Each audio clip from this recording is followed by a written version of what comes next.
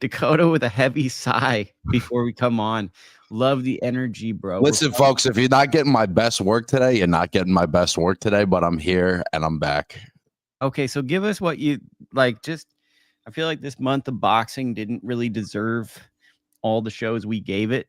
So what, like, give us the Dakota recap from like working and being away, having like a sabbatical. What has boxing been to you during this period of time?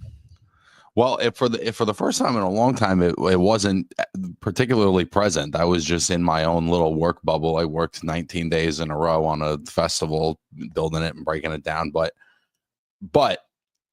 other than Inoue, what it felt like was there was some big names that got in the ring that mostly seemed to provide disappointing performances, or in the case of Ryan Garcia, a loss. For Canelo as well, disappointing performance. Scull was relatively avoidant the entire fight, and Canelo didn't seem like he was all that interested in pressing at another level. So it just seemed like some of the biggest stars in the sport got in the ring and didn't really give the people much to watch.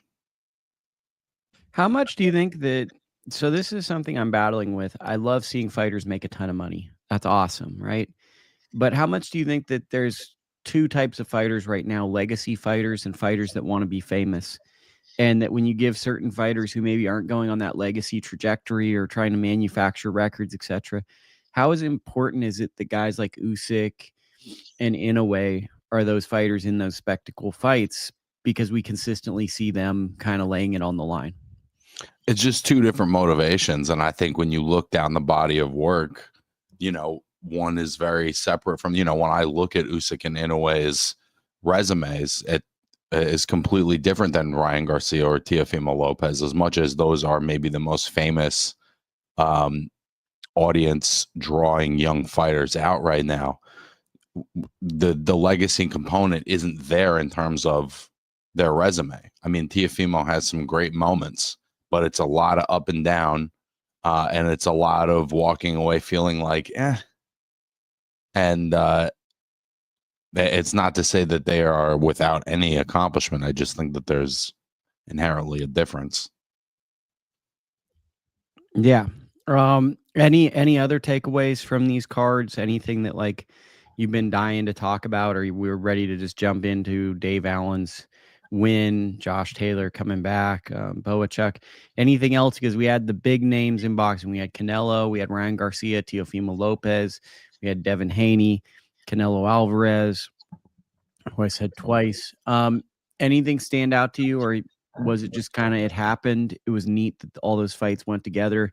And it was just all head scratchers for me, Bob. Like, I didn't really understand what was up with Devin Haney's performance. I thought it was kind of passive, and I get that Ramirez is a good fighter. He hits hard. It was just a weird performance. I thought the highlights I saw of Teofimo and Barbosa, I just thought that was a weird fucking fight, and there was a lot of talking and a lot of da-da-da, and it's just like, that's how they're fighting, and I didn't really get it. It was a lot of like, I don't really get it. I don't get how Ryan Garcia lost that fight to Rolly Romero. I just don't. I know, I get that it happened. That doesn't make any sense to me for how much, and it's not taken away from Rolly, but it's just like, Ryan with all the natural ability, all the access in the world that any young fighter could want, and to have that kind of performance. And then with Canelo, it's like one of the biggest stars in the sports. I'm not even really sure what he's interested in at this point, because it's like, this would almost be, if you were the suit, he's like fighting a guy with a belt that doesn't have a name particularly, but he's fighting him for the belt. But it's like, I don't really get what he's in it for.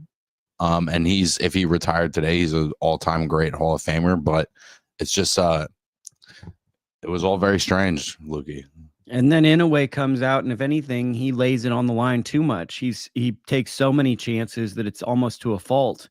So you had a lot of guys that were playing. Cardenas, though, man, he's a hell of a fighter. I mean, we knew that from Pro Box, but we didn't know if that would really translate at that like pound for pound type of level, and he really showed up. But what also showed up to me was with him, with Espinoza, with Inoue. You had guys looking to take risks. And that's been a big thing that I've been talking about since you've been away is when you get into these big fights, these big stages, you have to take risks, you know, to make a connection with the fans. It's not your obligation to do anything for us as fans, but for us to really be motivated and want to see you fight, there's a level of risk that you have to take because it's hard to stop someone that doesn't want to be stopped. And you have to take these chances to create emotional connections with people. And I think that the big difference I saw in the cards were there was so much on the line in those big fights that no one wanted to kind of take those chances. I'd say Rolly took chances, you know, Rolly took chances and then he felt that he had the fight in hand. He was the one that took the chances, but he kind of fought a strategic fight. You could say Devin was passive in the fight, but also like I was hoping Jose would try to take some chances leading to make the thing. You know, people were saying they wanted Barbosa to take chances. I mean, the Skull fight, that was a winnable fight for Skull if he took chances. You know, Canelo was not looking great, but he just didn't take those chances. A lot of people have told me they thought Skull won. I just thought that you have to take more risks if you're fighting a fighter like Canelo at that point. So those are my kind of thoughts on that. Should we move on to this week's action? Sure. Okay, Dave Allen stops. It all deserves. Dave Allen stops Johnny Fisher. What are your thoughts, Dakota? I mean, that was just some good fun, bro. Dave Allen's been a bit of a roller coaster of a career, but he's been a fun watch pretty much every time out.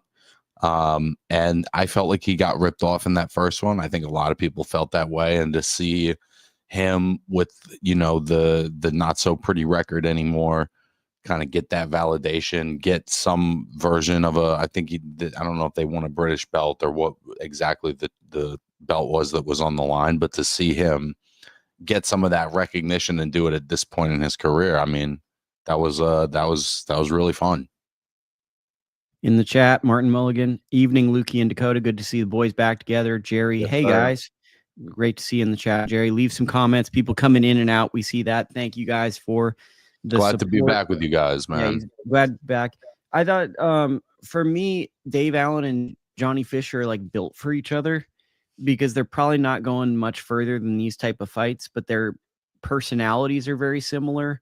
They really connect with a certain type of British boxing fan. And I think a trilogy between these two is like a fun, unique thing that kind of elevates both fighters to a certain level. They become kind of bigger than they should be.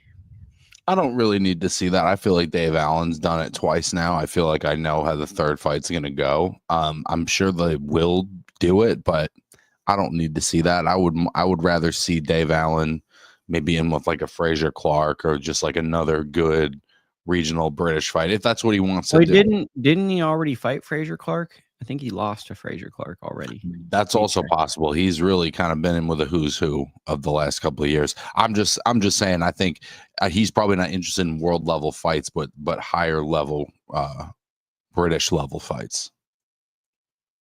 Yeah, I mean, it's kind of interesting because we're in an interesting time in boxing where we get these big fights and then we get kind of high level domestic fights.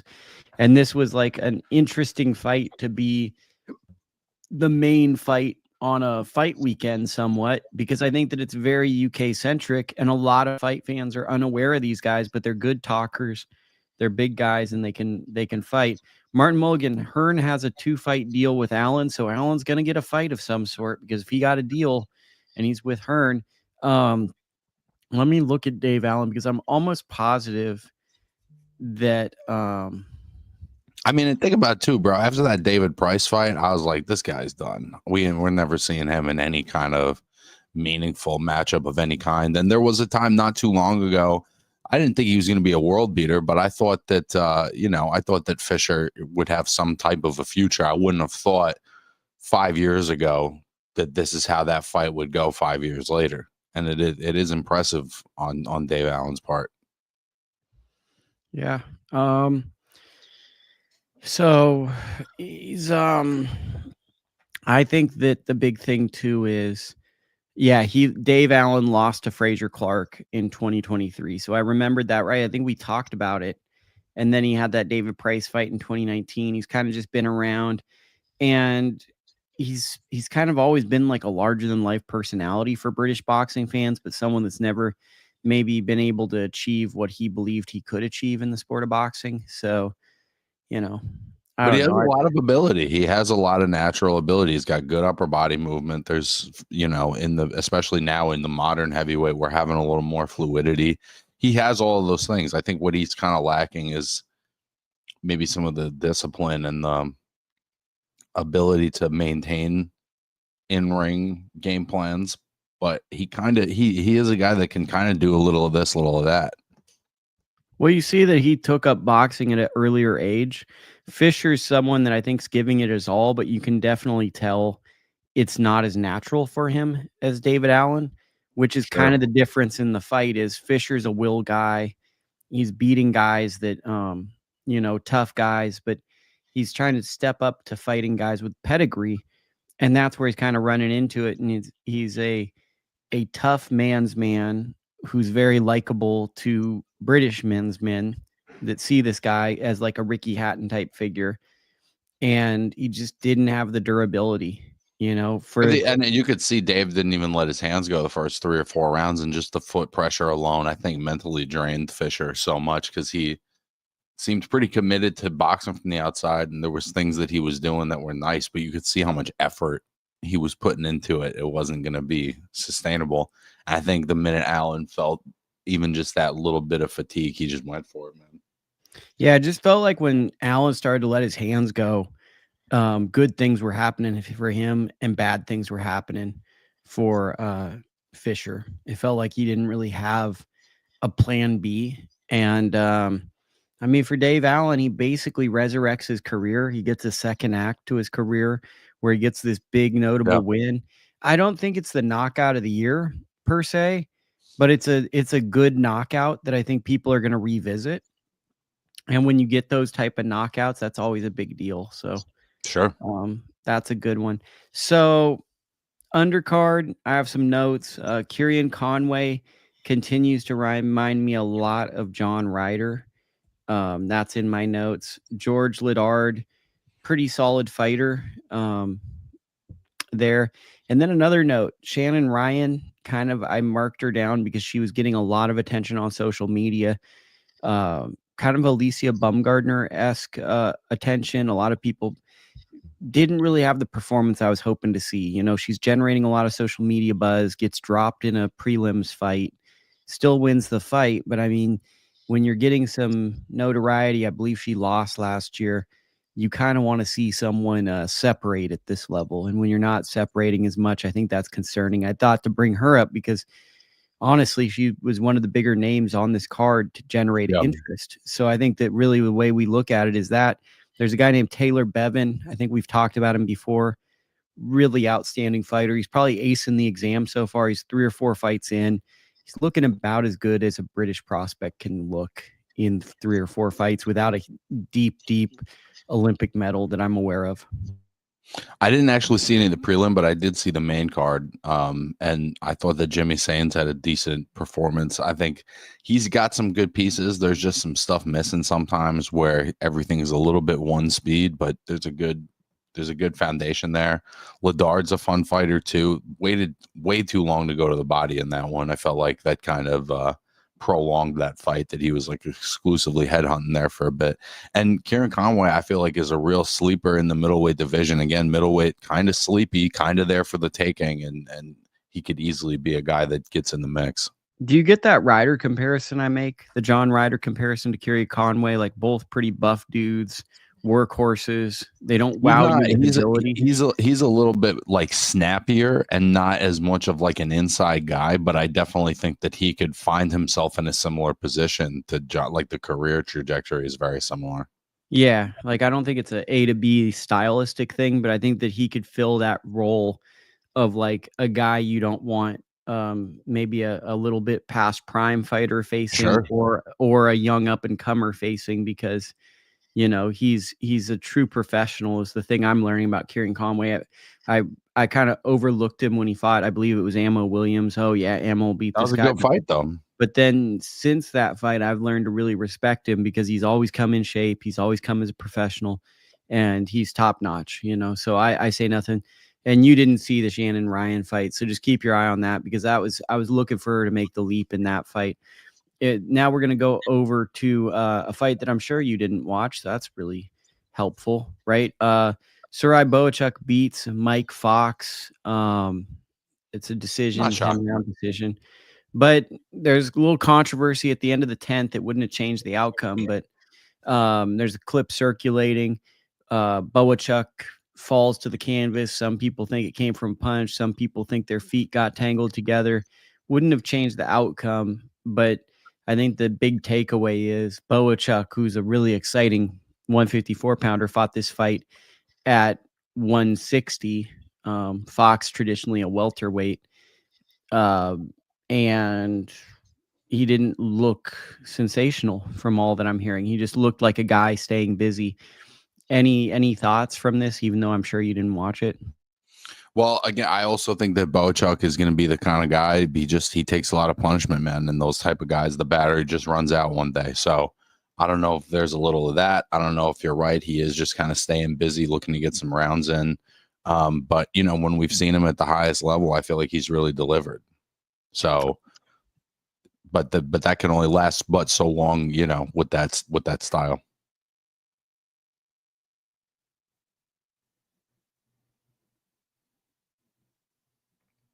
I don't know if we lost Lukey, but he's got a very concerned look on his face.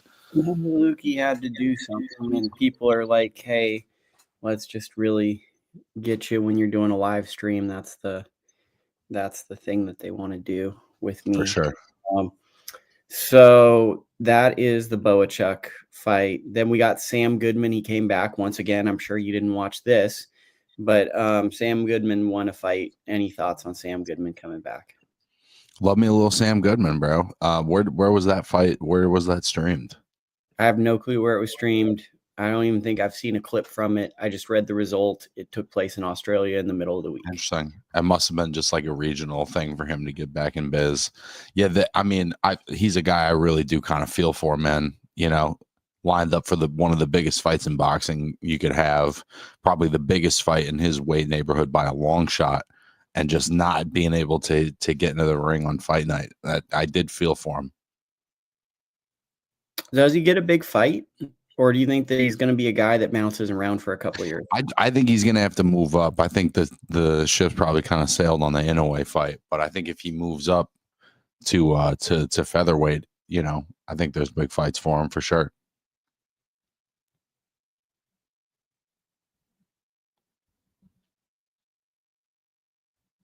Okay, so now we move forward to this week. Probably the most notable fight. We can pick two fights, but the fight that I'm most interested in is Angelo Leo versus Tomoki Kameda. What are your thoughts on Leo's first title defense? Listen, I would say everything kind of points in the direction of Leo having a dominant win, but there was a time not too long ago where Kameda was a pretty dynamic prospect himself, who has been in with some really good competition, and I would say, at least equals, if not exceeds, Angelo's experience at the highest level. So I think it's an interesting fight. I think it's a solid first defense. I think Kameda is no slouch. I can't say that, I've seen him probably since he fought Ray Vargas, so I don't know how he's looking these days, but there was a time where I felt like he was a really good, competent contender. Which also sets the stage for, he had two fights with Jamie McDonald, and he had a fight with Ray Vargas, which is really good. I think Leo is probably on a different level, but I love the idea, and why don't you speak to this, of Leo going to Japan to compete against a guy like him?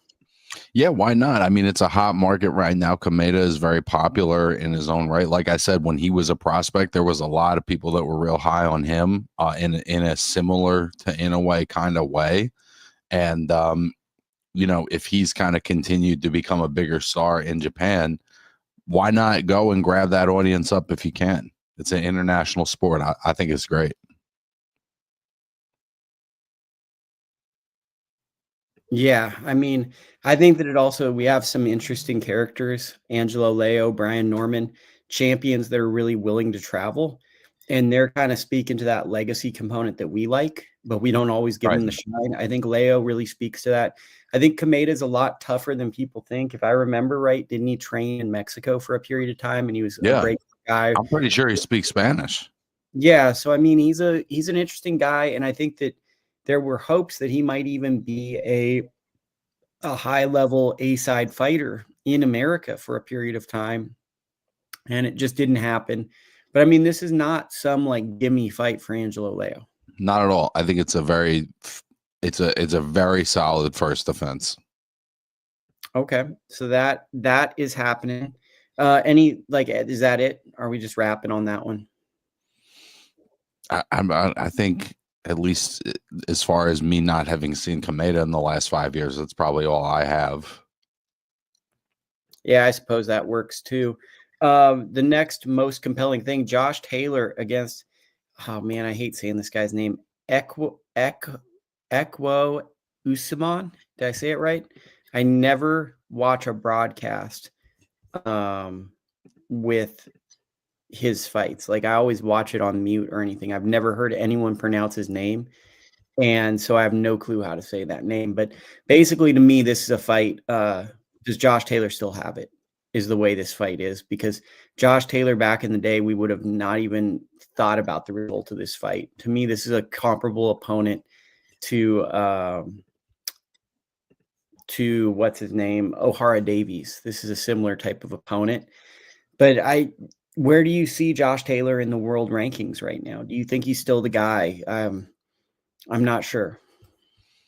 Well, I felt like in that second fight with Jack Catterall that he had a better performance, even though I felt like he maybe even lost by a slightly wider margin. There was just a little more pep in his step, but I think that we already know he doesn't have it anymore. We already know he's not Josh Taylor from the Regis Prograis fight. I think that's been established.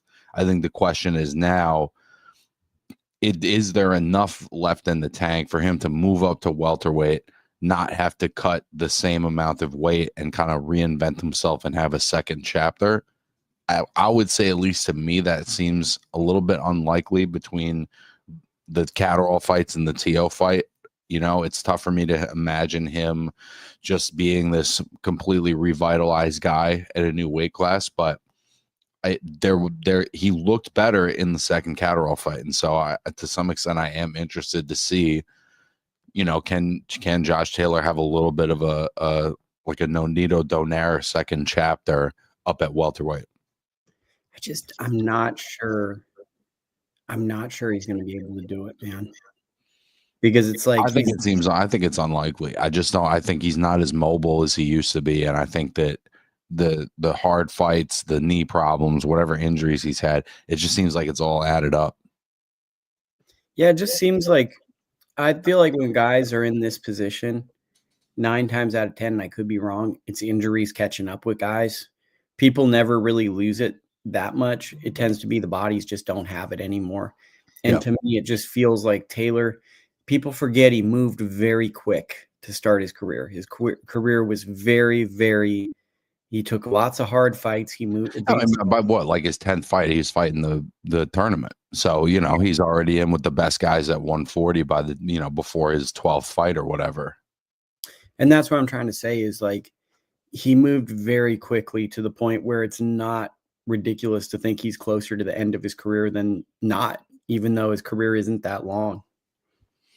Oh, no, I think that he absolutely is coming to the end. And I think that what they're trying to find out is if he doesn't have to cut weight, with a little bit of time off like he's had, is there something left for him at a new weight class, particularly at welterweight, where outside of Boots and Barrios, there isn't that much going on right now. I mean, Barrios is going to fight 47-year-old Manny Pacquiao. That's how little they're going on there is at welterweight right now. So I think they're seeing if he can get in the mix, at a less populated weight class.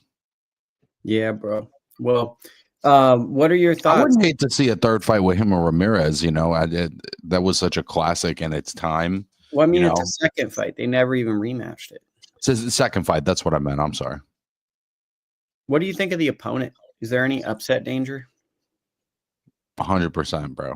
I mean, just that he's finally, I mean, he was talking about moving up in weight 5 years ago, 6 years ago, and they just kept getting down to 140, kept getting down to 140. You know, I just think it's possible that he just doesn't have it anymore. And this guy, I think it's Essuman, you know, is just, he's going to be just enough to take whatever Josh Taylor has left. I'm not sure. That's kind of what they're trying to figure out in this one.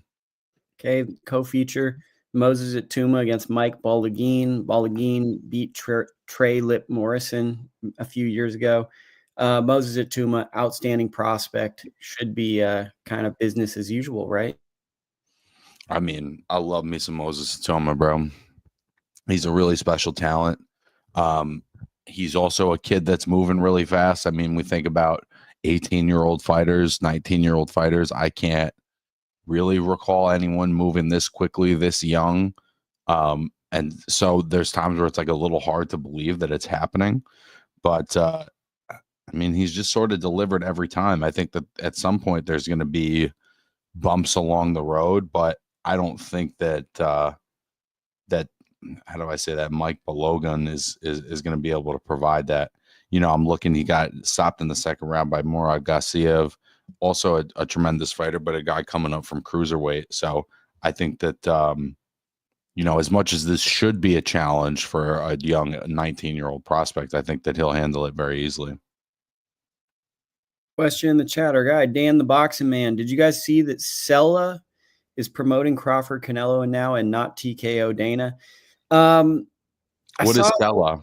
Well, I guess that's Dan, you got to give us a little bit more information because we don't really know what that means. But I guess basically that means that like the traditional Avenue Riyadh season is going to promote the event and it wouldn't be the Dana White partnership. But that event had, so this is my stance on it, and it might be like a little bit of a cop out and lame. Until there's a press release, it's just like we don't know anything. So I don't really speak on these because, you know, it's more just like rumors and people talking. I like to see what they give to the media to promote an event. Yeah. So that's kind of where I stay because people put things out there just to kind of put it out there. And I prefer to, whatever they say is a press document, then that's where I go from. So I just refrain from commenting just because it goes for anything, really. I just want to see, I'm a fight guy and I'm not as much about the rumors and stuff. That's not as exciting to me. And, you know, until I see a document, then we can comment, or at least I will comment.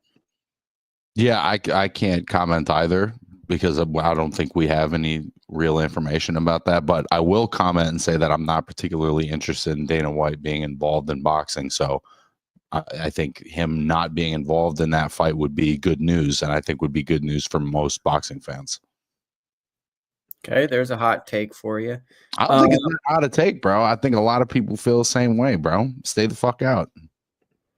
Terri Harper taking on Natalie Zimmerman is happening. Terri Harper is a titleist. I have no clue who Natalie Zimmerman is.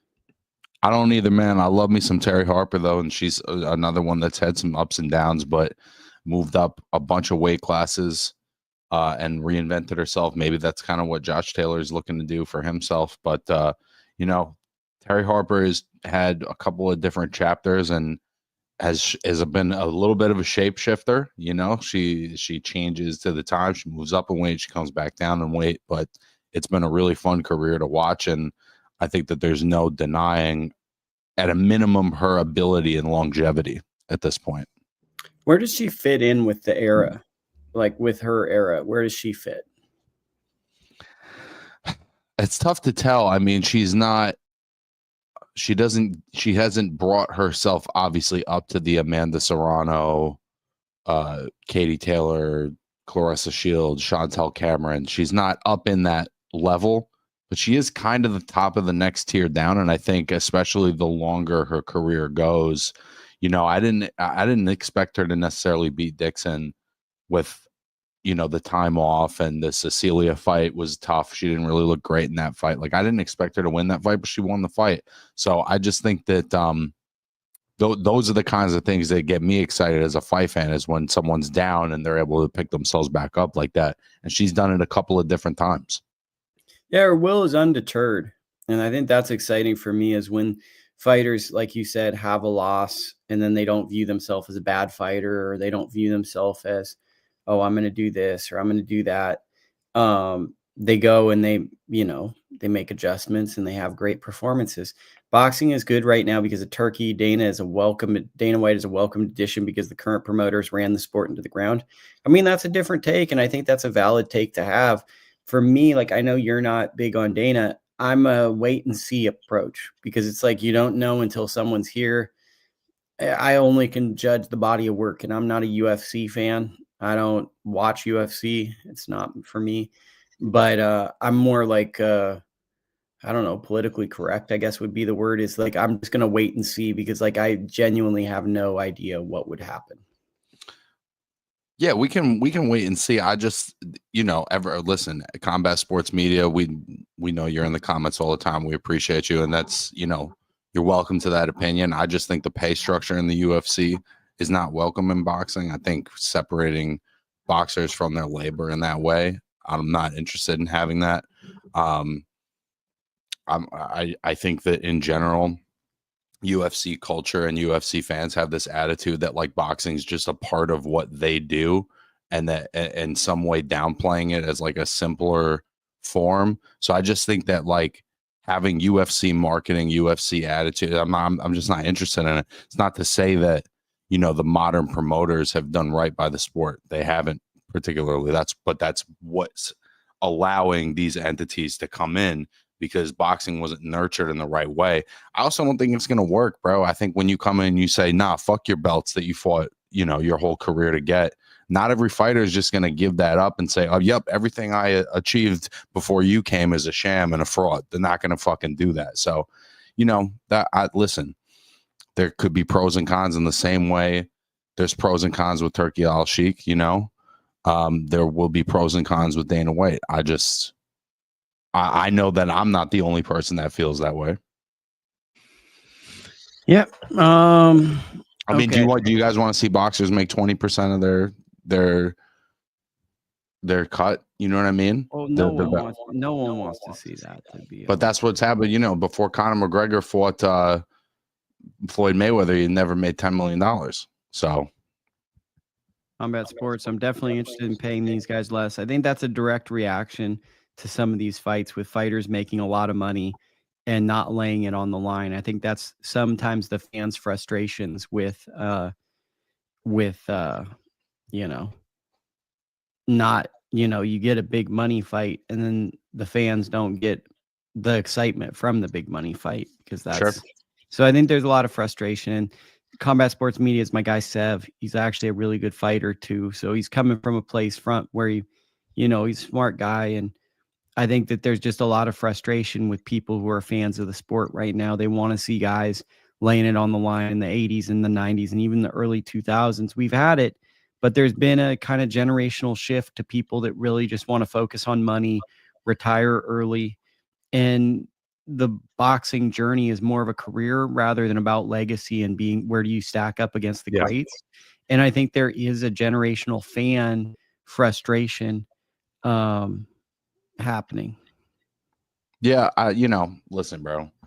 I think that boxing has long needed to transition out of the old model, really in the post-Floyd era particularly. I'm just not sure this is the way to do it, but that's my opinion. And if somebody comes in and makes a change for the better, I've always given them credit for it. I've always given Jake Paul credit for when he's done positive things in boxing. There's been plenty of them. So, I'm just not somebody, everybody wants to bow down to somebody and be like, oh, everything they do is great. You know what I mean? I just don't think it's that simple. There's net positive, there's net negative. And, I'm all for new ideas and new things coming into boxing. Nothing in boxing has to stay. You know what I mean? I think we're at a place nothing in boxing has to stay. We can't hold on to the old ways, but we got to be careful with who we hand the reins over to. For sure. Yeah, I think that's a great segue and a great way of talking. So, final thought on this undercard: Maxi Hughes is taking on Archie Sharp. Maxi Hughes, criminally underrated, man. Bro, another one that's like kind of a Dave Allen type. I think that maybe like a Kieron Conway type, some losses early on, but the experience is kind of built. And, of course, when he fought Zepeda, he wasn't quite able to keep up. But well, and let's add Tris Dixon wrote a great story about that fight too, where he comes to America and he didn't have some form of papers and got sent back home and then had to take a flight back again. So imagine doing a 10-hour flight to Vegas for your camp, being sent immediately back home, having to fill out paperwork, and then going like 3 or 4 days later. I mean, the fight probably was lost right there. Yeah, I mean, the fight was probably lost right there. Yeah, that is brutal. He's another one. He's reinvented himself a couple of different times, kind of like Terri Harper, kind of like Dave Allen. There's just those fighters that it doesn't all go silky smooth, but they have that longevity where they're able to stay in the game, and he's just one of them guys. And Archie Sharp is a guy where, he's got a good record, and for a long time he was rated very highly by the sanctioning bodies, but I'd never seen him fight. And I'm, whether by hook or by crook, I'm assuming that Maxi Hughes is going to do what Maxi Hughes does and just separate himself against British level talent. If you're not a world-class fighter, most guys can't keep up with him. I think that that's a really fair way of characterizing his level, man. Unless you're like a top 10 on the planet, I think he's just kind of, I mean, again, you cut back to a couple years. I never would have thought he'd have beaten Gary Colley, but he was able to just be more confident, be more engaged, and use his experience to beat up a good prospect at one time, but somebody who was a little bit damaged goods, and somebody that, Maxi was able to just put his foot on the gas and kind really, of the same really fight. Did a number on him. He really beat him up. But kind of the same fight here. It's like Archie Sharp, I believe, lost a fight recently, maybe even his last fight. No research, of course, no research podcast. But here he comes in. This is a guy that was at one time highly rated prospect, rated in the sanctioning bodies, Maxi Hughes. Ugly record, fighting him. Probably going to be way more confident. And it's up to Archie Sharp to have a great performance as opposed to Maxi Hughes. Yeah. Yeah, Archie Sharp would be scoring an upset by winning. That's how much I think Maxi Hughes has established himself. Let's go over real quick the news and notes, and then we will be done with this week's show. So this week's news and notes, we had a press conference for Jake Paul. I lost you for a second, Bob. I think you're muted. My mic disconnected because the audio device loves to disconnect because it's a janky wire. Let me say it again. So now we're clean. Now we're clean. Jake Paul, Julio Cesar Chavez Jr. Press conference happened. Press conference, guys talking. Interesting. Zordo's the co-feature. I think Zordo's top 10 pound for pound guy. A lot of people object to that. He's taking on a real guy in Doritos, who's very tough, knockout fighter, power and both. Let's go fight. I'm sure you didn't watch the press conference because you have no interest in press conferences, but knowing that those fights are happening, did you catch anything? Any thoughts? I mean, Doritos was in that Super Six or whatever. Yeah, the KO doctor. Yeah, whatever tournament they had at cruiserweight a couple of years back that included Usyk, and when he beat Glavaki and Marco Huck and all those different guys. So he's more of that era, and I don't know that I've seen him since that time, but there was a time where he was a top 5 cruiserweight. And Zordo just continuing to take tough competition.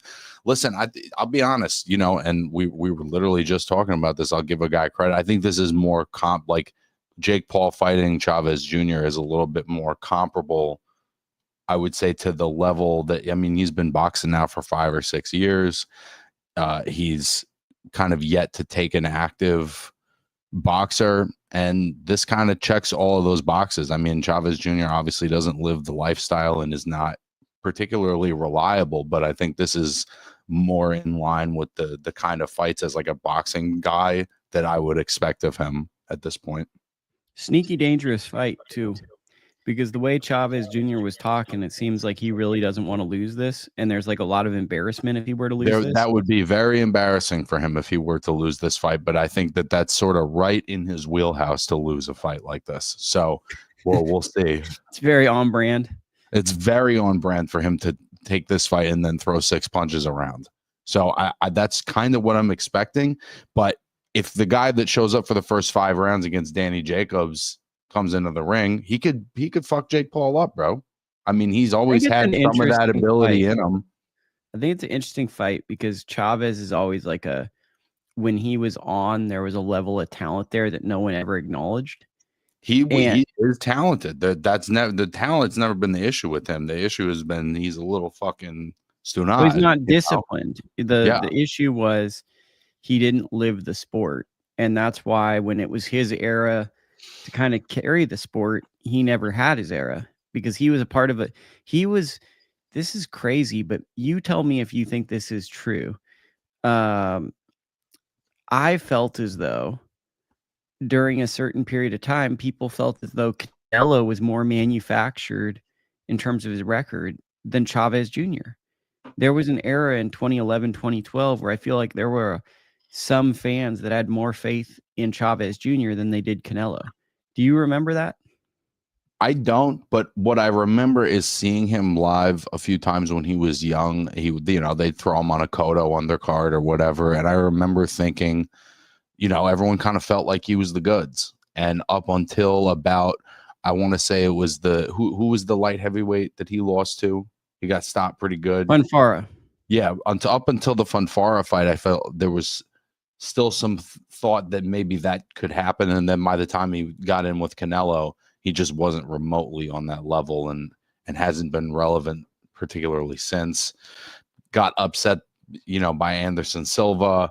He's just it hasn't been pretty. It's been a tough hang with Chavez Jr., but in his moments and even in moments during bad performances, he's shown that it's somewhere in him. Doritos has a great IQ, but don't know what's left. Martin Milligan says, kind of shares our thoughts. Also, we had a press conference announcement for a July 12th card that maybe, let's get my guy Sev's. Absolutely. Chavez viewed as a more legitimate middleweight than Canelo was viewed at a 54-pounder in the beginning. So Sev remembers that. When they were starting out, people really viewed Chavez Jr. as a more legitimate fighter, I remember, than Canelo, who was viewed as more of a novelty attraction, which tells you how far the two have kind of gone in different but it's directions. also how much people love his pops, man. I think he's gotten a lot of grace because of how much people love his pops. And even at the beginning when he was really taking kind of mismatches, he was still getting a lot of that grace, it felt like. I think that's long since run out, but regardless, he's always going to be able to play off of his name, even if it's just that he's been kind of disappointing. Yeah, I mean, that is that. Also, July 12th, we have New York City in Queens, Flushing Meadows. I know that's a skate spot. I don't know. Is it the tennis court for the U.S. Open? Yeah, we're Flushing. Okay, so I guess one of those venues, Louis Armstrong Stadium, I believe, is the venue. Maybe. We're gonna get Edgar Berlanga, Hamzat Shiraz, and we're gonna get Shakur Stevenson versus William Zepeda. There's a couple other bouts that are announced, but those two met in a press conference. Shakur, pretty outspoken. I get it from Shakur because he's one of the best fighters in the world and he's not getting talked about like he's one of the best fighters in the world. So I get like when a really great fighter is frustrated and saying stuff. Zepeda is probably never going to be a press conference guy, even if he's mad. Like he's just going to always just be there and not really say much. So it's kind of a weird feeling where you have these two guys with two different personalities, where Zepeda is like, not going to do it. Kind of similar to Shiraz and Berlanga. Berlanga very frustrated, very animated, telling Shiraz that this is New York, this is my home. And Shiraz kind of, I'll show you what I'm going to do in the ring. Weird press conference, to be honest, because the conflict component wasn't really there. That's exciting to me just to hear my city starting to explore different venues. It's always just been the Garden or the Barclays Center, or you're doing club shows at Sony Hall, or some of the various other theaters. But I love hearing, let's do a fight in Yankee Stadium. Let's do a fight in Shea Stadium. Let's do a fight in Flushing Meadows. That we have the venues to do it, and we have the fan base that'll show up. Why are we stuck in these, this handful of venues when we have so many options? So that's exciting to me. And I think both of them are great matchups. Chat, let us know what we've missed in the chat. Those are the two press conferences that I really looked over this week. That's about it. Next week we're going to have a little better week. We got Caleb Plant returning, Prime Video card. And then June 7th, of course, we have a really good fight card. We got Keyshawn Davis versus Edwin De Los Santos. We love that matchup. But to be perfectly honest with you, pretty slow periods of boxing. Yep. We get these big cards, and I don't know, is this what boxing always did? It feels like we're hitting more lulls as of late. We're like, what is it? And to be honest, it feels like America is not getting as many cards as it used to. There are fewer and fewer cards. Yeah, look what happens when we do, bro. I mean, the fucking Times Square card was such a disappointment. I just think that. Well, I think just to editorialize, American boxing is really in a bad place. I think that the Times Square card was very ambitious, but there's logistics that have to be taken to make cards like that happen. Yep. And it's just hard to make. It's hard to do shows in untraditional venues. There's a reason you do traditional venues. I think it was ambitious and it was cool that they tried to do it, but it's hard to make that stuff work. So we will be back next week. We will be talking about the fights. We'll be previewing more fights.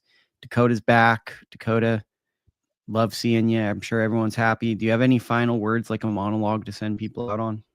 No monologue. Good to be back with you guys. Shout out to the comment section. We got the best comment section in boxing. Okay, there you go. We'll talk to you next week.